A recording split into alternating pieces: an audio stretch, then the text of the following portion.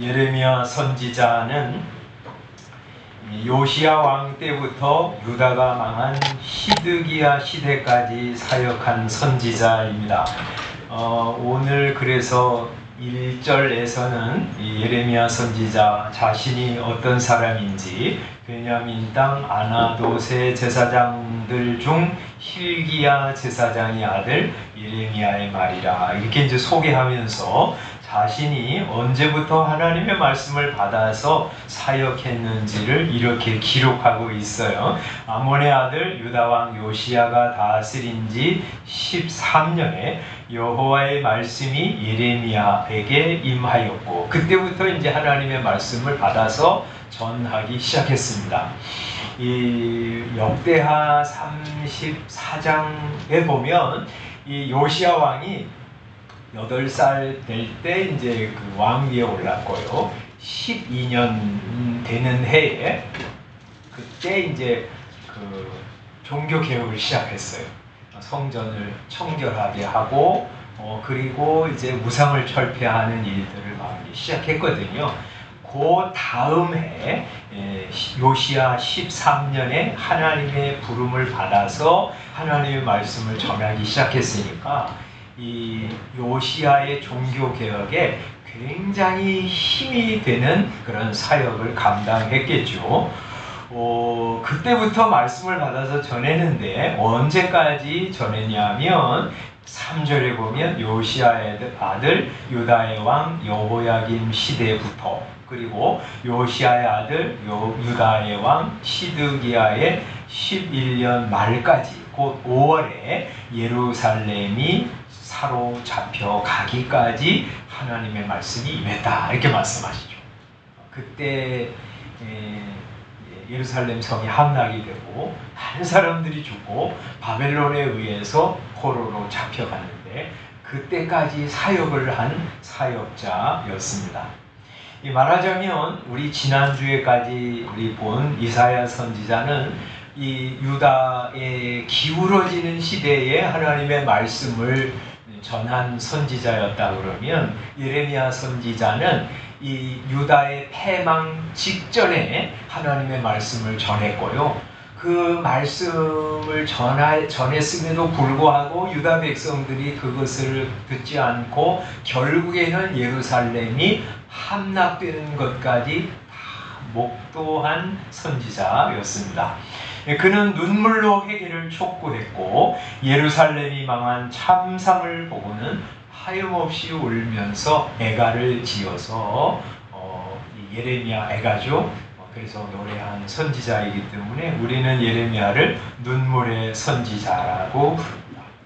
그가 어떻게 언제 부름을 받았나? 아까 우리 요시야 왕 13년에 부름을 받았다는데 그것을 이제 4절부터 이렇게 기록하고 있어요. 여호와의 말씀이 내게 임하니라. 하나님이 뭐라고 말씀하냐면 내가 너를 모태에 짓기 전에 너를 알았고 내가 배에서 나오기 전에 너를 성별하였고 거룩하게 구별한 것이죠. 너를 여러 나라의 선지자로 세웠노라. 이렇게 그를 찾아오셔서 그럴 때 예레미야가 하나님 앞에 감사합니다 하고 딱 반응하지 못한 것은 두려움이 있었기 때문이죠. 그래서 이렇게 말씀합니다. 슬프도소이다 주 여호와여 보소서 나는 아이입니다. 말할 줄을 알지 못하나이다. 그에게는 두 가지 두려움이 있었던 것 같아요. 하나는 선지자로 부름받았는데 내가 지금 뭘 전할지를 자기가 알지 못해서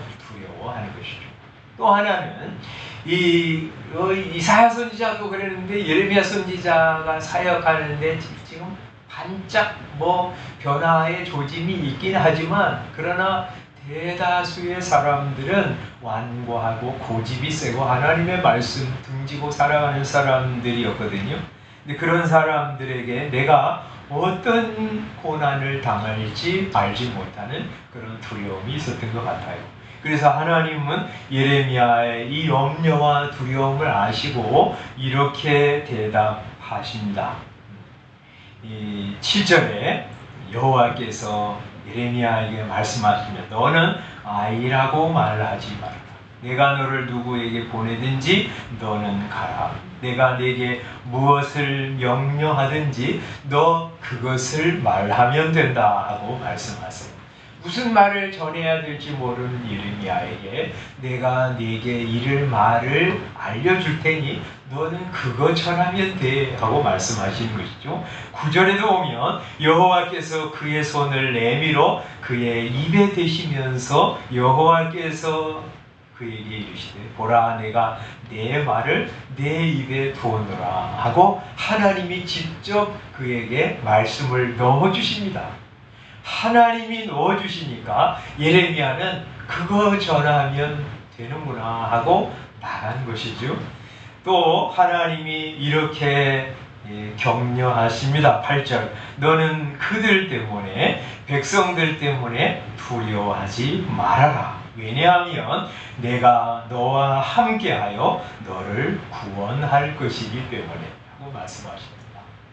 전능하신 하나님이 그와 함께 하시고 환난을 만나도 내가 너를 구원할 것이니까 너 두려워하지 마라 하면서 나 여호와의 말이니라 내가 말하지 않았느냐 하고 그를 격려하십니다.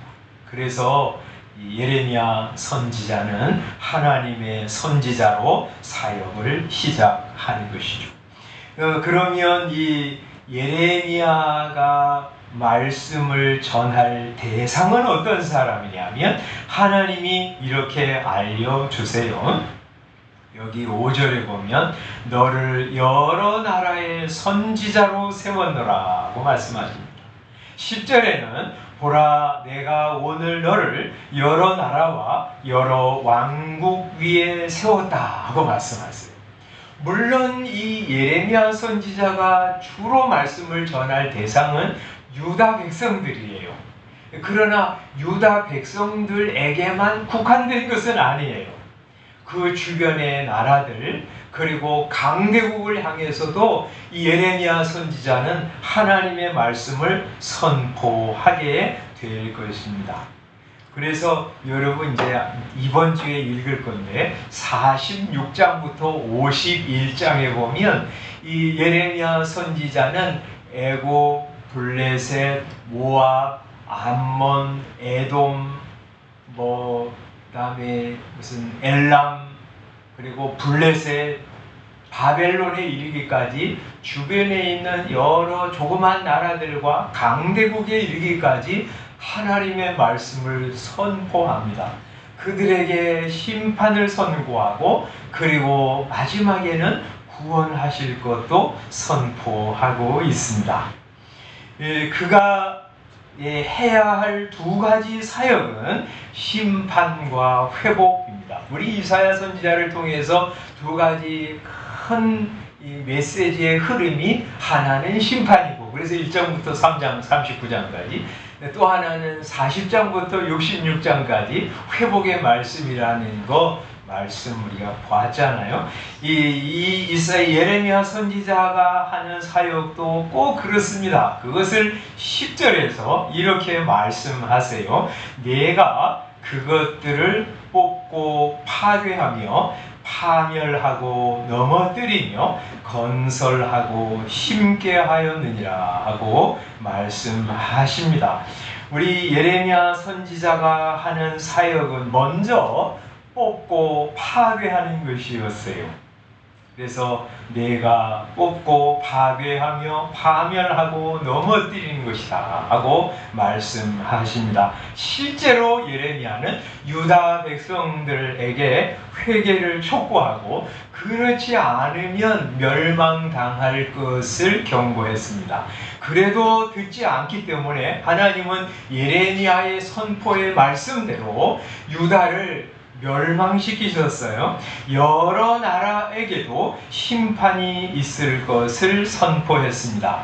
그런데 예레미야가 할 일은 단지 뽑고 파괴하는 일만은 아니었습니다. 그것이 예레미야 사역의 전부는 아니었어요. 목적도 아니었습니다. 여기 그래서 뒤에 이렇게 말씀하죠. 예레미야가 하는 사역은 건설하고 심게 하였느니라 하는 것도 있다고 알려주십니다. 도리어 말이죠, 예레미야가 정말 목적하는 것, 하나님이 정말 사역하기를 원하시는 것은 바로 이 뒤의 것이었어요. 그죠? 건설하고 심는 것.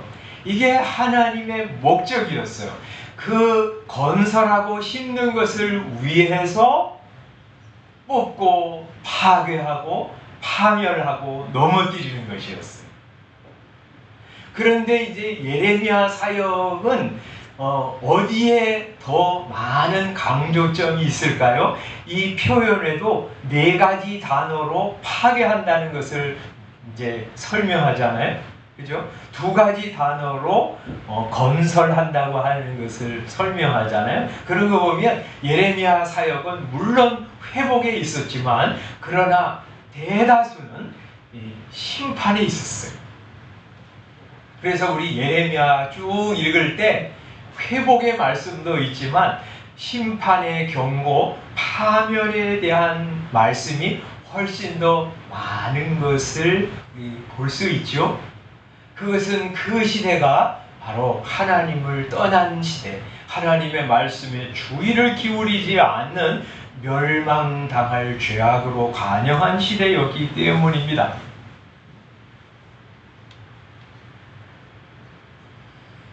유다민족이고 이방민족이고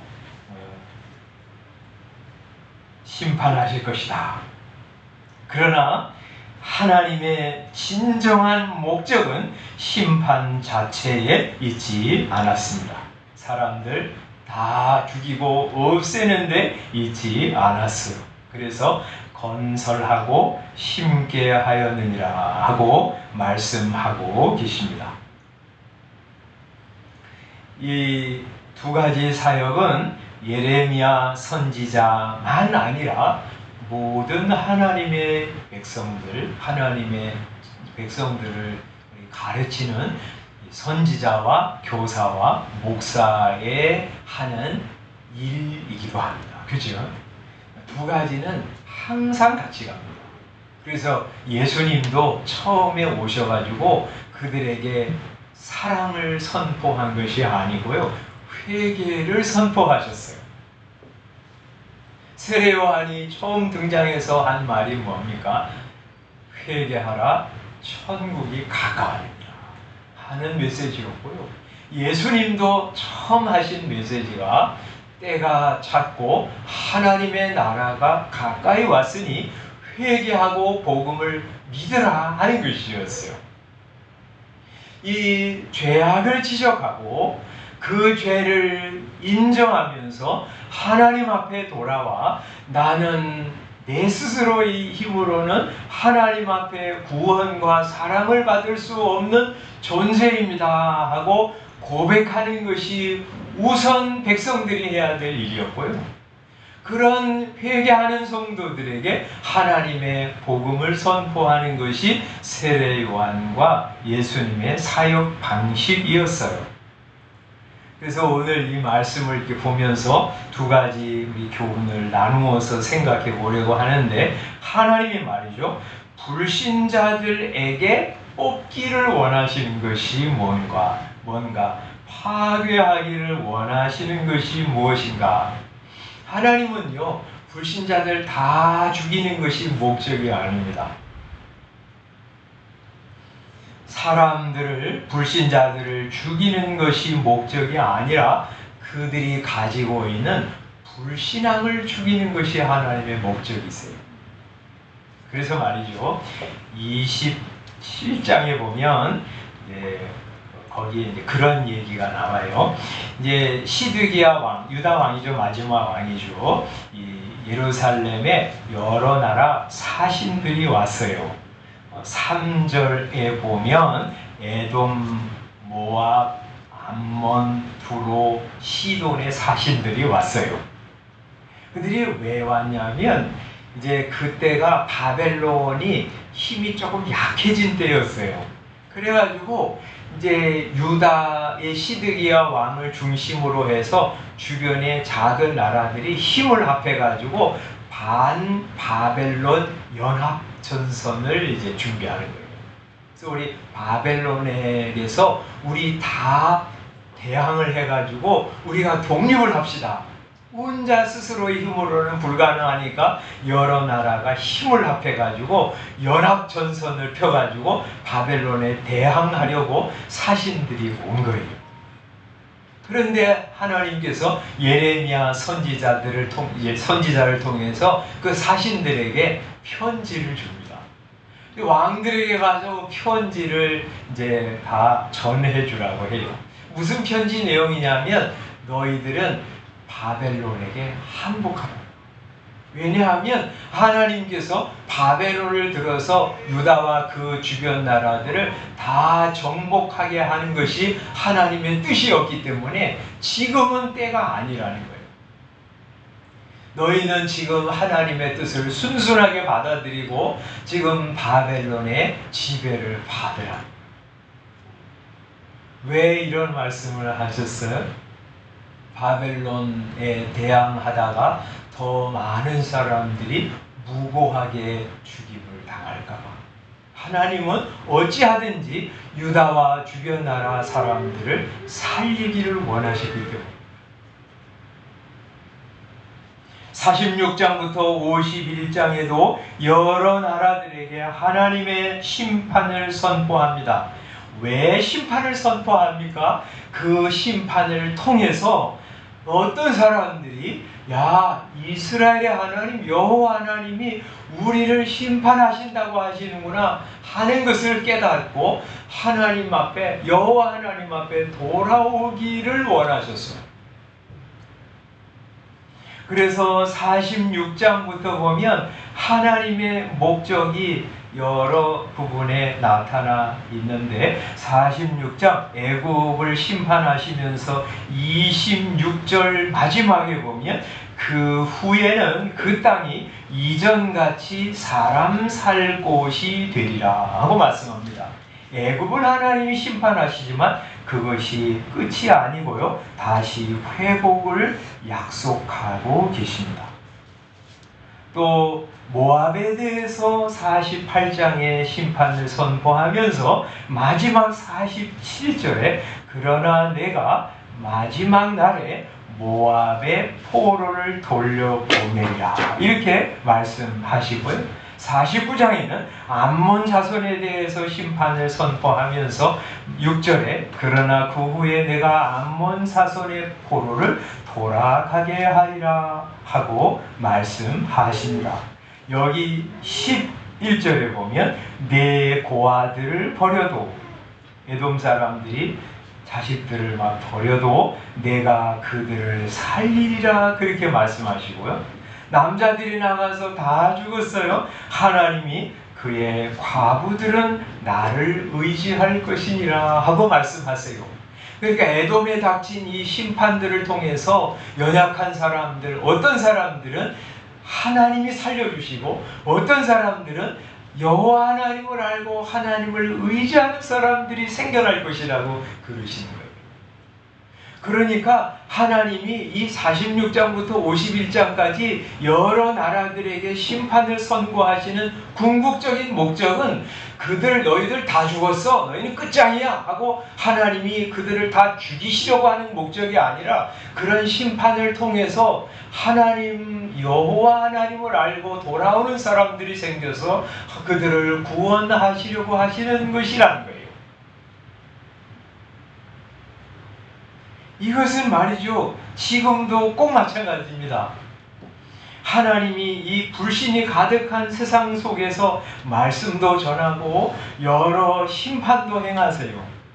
그걸 통해서 하나님이 목적하시는 것이 무엇입니까?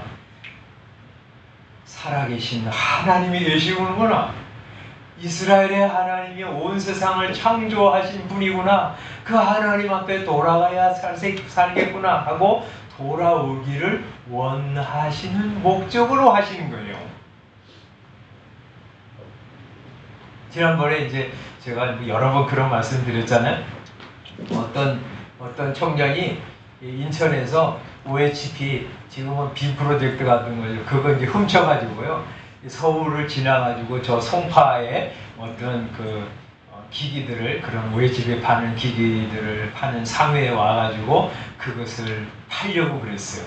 근데 이제 그 주인이 딱 보니까 그게 자기 집에서 판 물건이었어요. 그래서 이제 인천에 있는 목사님한테 전화했더니 그거 어떤 청년이 누가 이제 이 OHP를 훔쳐가서 우리 성도들이 그거 찾아달라고 기도하고 있는 중입니다. 이렇게 막 하는 거예요. 그래서 이제 그 사장님이 나가가지고 그 청년이 멱살을 딱 잡고 너 이놈 인천에서 OHP 훔친 거지? 그러니까 이 사람이 깜짝 놀란 거예요.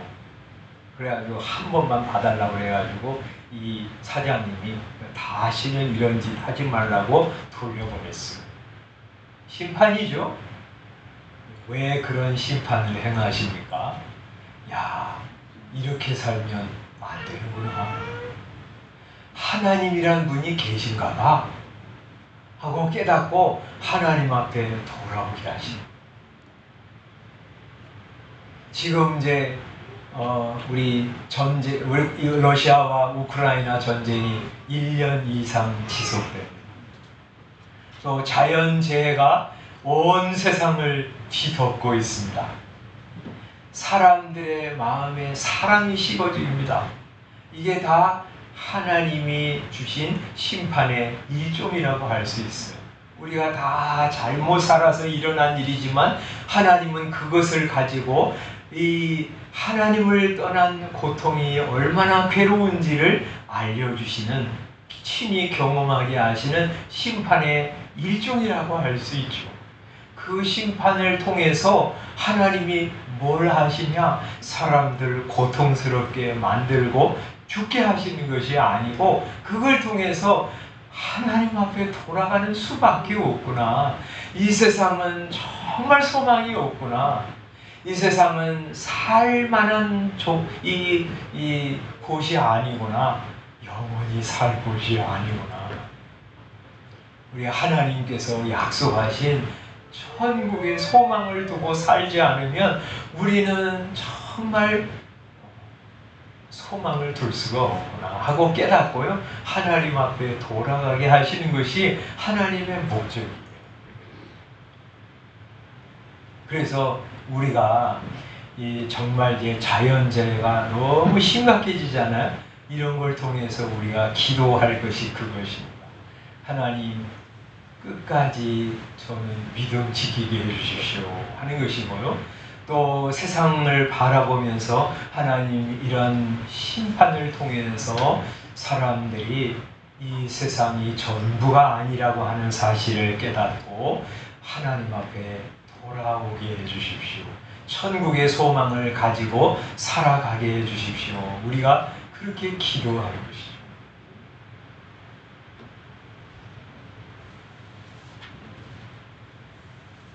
두 번째, 성도들에게 뽑혀지기를, 파괴되기를 원하시는 것은 어떤 것인가 하는 거 잠시 살펴보기를 바랍니다. 당시 유다 백성들, 하나님의 백성이라고 불리는 사람들에게 하나님이 심판을 내리시는 이유는 하나님의 백성의 정체성에 걸맞지 않는 모습으로 유다 백성들이 살아가고 있었기 때문입니다.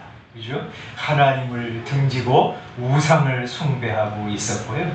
하나님의 말씀을 듣지 않는 완고한 자세를 견지하고 있었어요. 또 성전이 있으니까 우리는 안전하다 하는 미신적 신앙을 가지고 있었습니다. 이웃을 형제가 아니라 이익의 대상으로 바라보는 재물 중심의 생활 방식을 가지고 있었어요. 하나님의 나라는 어떻게 되든지 상관없다, 나만 잘 살면 된다 하는 매우 자기중심적인 사고방식을 가지고 살아가고 있었어요. 하나님은 이런 그릇된 신앙과 삶의 자태를 다 뽑기를 원하시는 거예요. 그래서 하나님이 심판을 하시는 거예요. 이들을 죽이시는 것이 목적이 아니고 이들 안에 있는 잘못된 신앙 행태와 그릇된 삶의 모습을 뽑기를 원하시는 거예요. 그것은 지금도 다르지 않습니다. 하나님의 자녀들에게 있는 죄, 하나님의 나라에 합당치 못한 삶의 모습들을 하나님께서 다 파괴하기를 원하시는 거예요. 그것을 예수님이 얼마나 중요하게 여기셨는지 마태복음 18장 8절에 보면 이렇게 말씀하세요. 만일 내 손이나 발이 너를 범죄하게 하거든 찍어내버리라. 장애인이나 다리 저는 자로 영생에 들어가는 것이 두 손과 두 발을 가지고 영원한 불에 던져지는 것보다 나으니라고 말씀하세요. 만일 내 눈이 너를 범죄하게 하거든 내 눈을 빼버리라. 한 눈을 가지고 천국에 들어가는 것이 두 눈을 가지고 지옥불에 던져지는 것보다 나으니라 하고 말씀하세요. 굉장히 과격한 말씀이죠. 그래서 정말 어떤 사람은요, 교회 역사상에 보면 이런 성경 말씀을 읽으면서 자기 손가락을 자른 사람도 있어요. 그런데 예수님께서 하신 말씀은 손가락을 자르고 두 눈을 뽑으라는 말씀이 아니고요. 그런 하나님의 성도에게 함께 있는 동행하는 죄악은 절대로 있으면 안 되는 것이라는 것이죠. 우리 마음속에 뭐 그 정도 죄악 정도야 가지고 있을 수 있지 이렇게 생각하는 것은 엄청난 오해라는 거예요. 그런 일은 있을 수 없다는 거예요. 하나님이 말이죠. 우리를 구원하실 때 어떤 목적을 가지고 구원하셨냐면 하나님이 구원하실 때 우리를 있는 모습 그대로 받아주십니다. 그러나 있는 모습 그대로 받아주신다고 하는 말이 있는 모습 그대로 살아가도 된다고 하는 말은 아닙니다. 로마서 8장 36절에 그렇게 이렇게 말씀하시잖아요. 하나님이 미리 아신 그들을 또한 그 아들의 형상을 본받게 하기 위하여 미리 정하셨으니 이는 그로 많은 형제 중에서 맏아들이 되게 하려 하심이라고 말씀하시거든요. 하나님이 사랑하신 사람을 미리 정하셨는데 그 목적이 뭐냐면 그들을 불러서 하나님의 첫 번째 아들인 예수 그리스도의 형상을 본받게 하기 위해서 부르셨다는 거예요. 그러므로 하나님이 술주정뱅이도 받으시고 별게 다 한 사람도 하나님이 받으시지만 그러나 있는 모습 그대로 받으시지만 그 사람을 있는 모습 그대로 놔두시지는 않아요. 주님 닮은 사람으로 만들어 가세요. 그것을 위해서 징계도 하시고 말씀도 하시고 책망도 하시고 그리고 가정에 어려움도 주셔가지고 하나님의 사람으로 성장시켜 변화시켜 나가시는 거예요. 그래서 싱클레이 포거슨이라고 하는 교수님이 이렇게 말했습니다. 나는 이렇게 생겨 먹었다. 하지만 하나님은 은혜로우시기 때문에 나를 이 모습 그대로 받아주신다. 따라서 나는 계속 이 상태로 남아있겠다 하는 것은 잘못이다. 은혜의 하나님을 이해하지 못한 것이다. 물론 나를 향한 하나님의 사랑은 내가 갖춘 자격이나 내가 얼마나 준비되었는지와 상관없다. 하지만 하나님이 우리를 현재의 모습대로 받아주신다고 말하는 것은 적절하지 않다. 하나님은 우리의 현재의 모습에도 불구하고 우리를 받아주시는 것이다. 하나님은 오직 그리스도 안에서 오직 그리스도로 말미암아 우리를 받아주신다. 그리고 하나님은 우리를 처음 발견한 상태로 내버려 두지 않으시고 자신의 아들을 닮아가도록 우리를 바꾸신다. 이런 변화와 새로운 삶이 없다면 애초에 우리가 그분의 것인지 확신할 수 없다. 이렇게 말하고 있어요. 그러니까 어떤 사람이 괜찮아. 하나님은 은혜로우신데 하나님의 전공은 용서하시는 것이잖아. 그러니까 나는 죄를 지어도 아무 문제 없어. 이렇게 생각하는 사람은 그 사람이 애초에 하나님의 구원을 받은 사람인지 의심스럽다는 말이에요.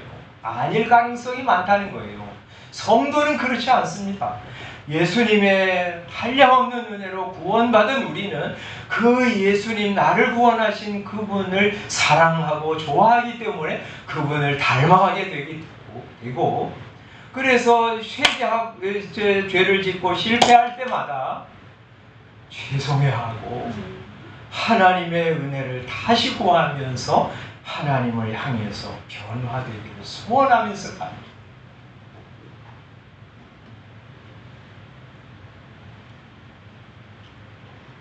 하나님을 사랑하고 경외하는 사람으로 우리 모두가 새롭게 건설되기를, 그리고 주님의 사람으로 딱 심어지기를 원하신 것입니다. 주의 말씀을 귀 기울여 듣는 사람, 말씀의 거울 앞에 자신의 신앙과 삶을 되돌아보면서 매일 변화되기를 원하는 사람, 이웃을 형제로 여기며 즐거워하는 사람, 나 하나 잘 되는 것보다 하나님의 나라가 잘 되는 것을 소원하면서 하나님의 나라를 세우는 데 헌신하는 사람, 그런 사람으로 건설되고 심어지기를 하나님이 원하십니다.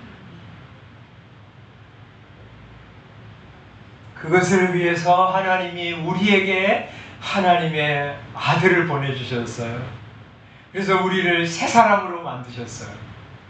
그리고 우리의 눈앞에 예수 그리스도의 아름다운 형상을 보여주셨습니다. 야, 인생은 저렇게 살아가는구나, 저렇게 살아갈 수 있구나 하고 예수님을 제시해 주셨어요. 그래서 우리는 자꾸 구약을 통해서, 신약을 통해서 예수님을 주목하는 거예요. 거기에 모자란 거 깨달을 때마다 탄식하면서 주님 앞에 나가는 거예요. 성도들이 그런 얘기하는 거 많이 듣습니다. 예수님은 하나님이시니까 뭐 그렇게 살아갈 수 있지, 나 어떻게 그렇게 살아갈 수 있어 하면서 자기 사랑하고 세상 사랑하고 돈 사랑하고 쾌락 사랑하면서 살아가는 사람들이 있습니다. 맞지 않습니다.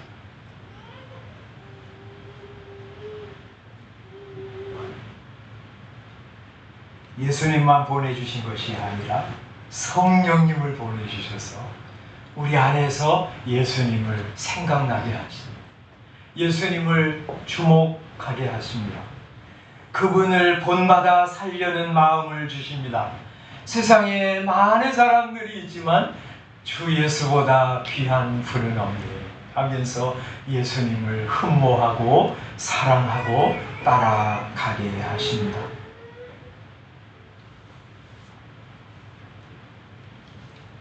성령님은 뿐만 아니라 세상에 볼 것도 많고 읽을 것도 많지만 주님의 말씀을 읽으려는 마음, 들으려는 마음, 그리고 그것을 순종하려고 하는 마음, 이웃을 경쟁 상대가 아니라 사랑하는 형제 자매로 바라보는 시각을 바꾸어 주십니다. 세상에서 고난을 만나도 장차 우리에게 나타날 영원한 영광과 좋게 비교할 수 없도다 하고 하나님의 나라를 바라보면서 인내하게 하십니다. 이번 한 주간 여러분 이런 하나님의 마음 헤아리면서 여러분 안에 있는 그릇된 사고 방식과 생활 습관들 하나님 다 파괴하고 파멸하고 뽑아내시고 넘어뜨리시소 하고 기도하시고요. 믿음의 사람으로, 주님 사랑하는 사람으로 형제 귀하게 여기고 나의 모든 즐거움이 그들에게 있습니다 하고 고백하면서 사는 그런 성도들로 건설되고 심어지는 성도들 다 되시기를 주님의 이름으로 축원합니다. 기도하겠습니다.